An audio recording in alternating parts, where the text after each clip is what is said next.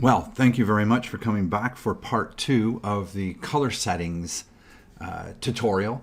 In the last tutorial, I showed you how to set up the preferences and the color settings. So we had stuff coming out of Camera Raw and working in Photoshop being in the same color world. Now, today what I'd like to do is take it a step further and show you how you need to have the printer profile for your image that you're going to print out to a specific, in this case, I'm going to choose Costco as a lab. It happens to be, you know, a relatively inexpensive lab to go to.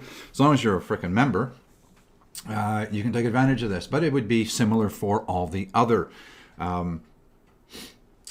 photo labs that are out there, and or if you went to you're printing your own inkjet paper, printers downstairs, upstairs, around the corner, whatever it is, and you have to go and download the profiles from the paper vendor's website, it would be very, very similar to what we're doing here.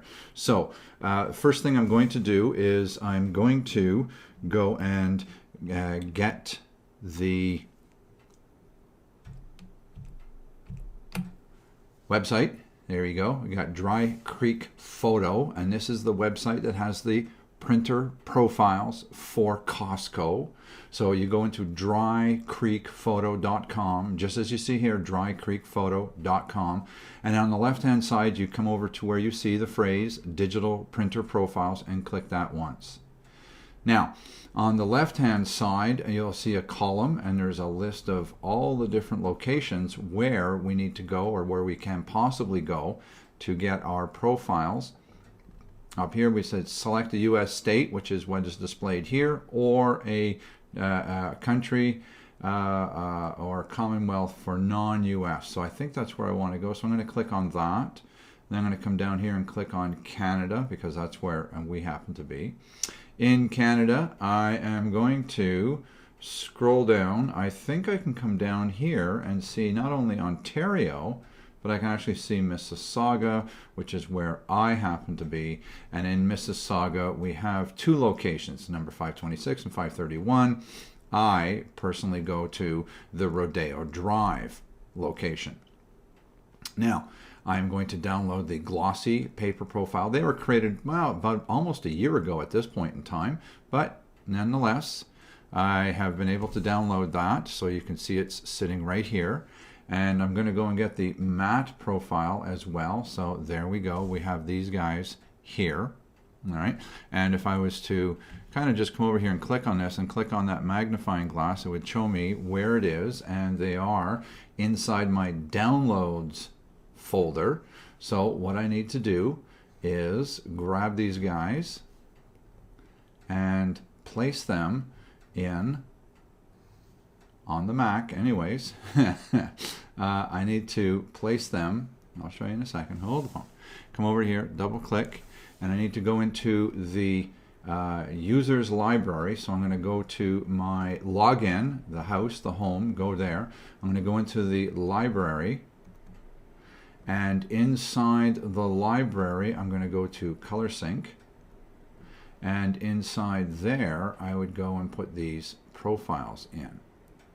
Right? Now, another place we can go and do that, I guess, is to go over to the hard drive icon, go into the library, scoot down to Color Sync, and inside here we have profiles, and inside here we have a whole pile of profiles as well. So you can see here that I've created a folder. I've named it Costco Heartland, all right, which is the Rodeo Drive, and inside here I have the profiles. All right, so that's why I'm not going to drag them in again. They're already sitting in here, but they're in a little folder. I'm just trying to do a little bit of management stuff here. Notice that I have my Epson Stylus Pro 3880 profiles in here, and inside this folder I have my Hahnemühle. All right, so if I click on this, you can see that I have these SP, all right, 3880, blah, blah, blah, blah, blah. You know, there's two of each, one at 1440 resolution and the other one at 2880. And we can collapse that and go to Hahnemühle, and you'll see that I have my Photorag, my Bright White, my Satin, Ultra Smooth, William Turner, and all this. All right, good enough. You get the idea. So it's inside. In this case, I've put it at the root level, library, color sync, and that's only because I wanted everybody who would actually have access to this machine to come in and put, get it. So I put it at the root level, if you will. All right. So now that I've got that, I showed you where I've put it on this, and on the Macintosh. All right, that stuff would be available from the website.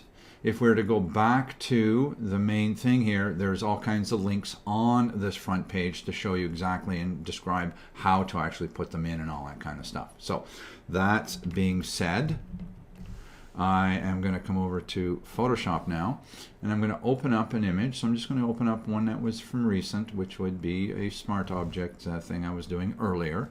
And now this is how you would use this. I come under the View menu, and I want to proof. By default, if you have never touched this, you'll have working CMYK, which is no, not really. All right. So I'm going to go under Custom, and in the resulting dialog box, all right, you can see right now that I'm soft proofing this with the Hahnemühle Bright White. But what I want to do is go and get the Costco one, and you can see it's right up here. Here's glossy, here's matte. So I don't know, let's just try glossy. Did you see a change? Did you see the change? Very important. All right, that was prior to. This is going to, now that I'm actually seeing this as that printer profile. Not much change between the glossy and the matte, but this is how that printing device will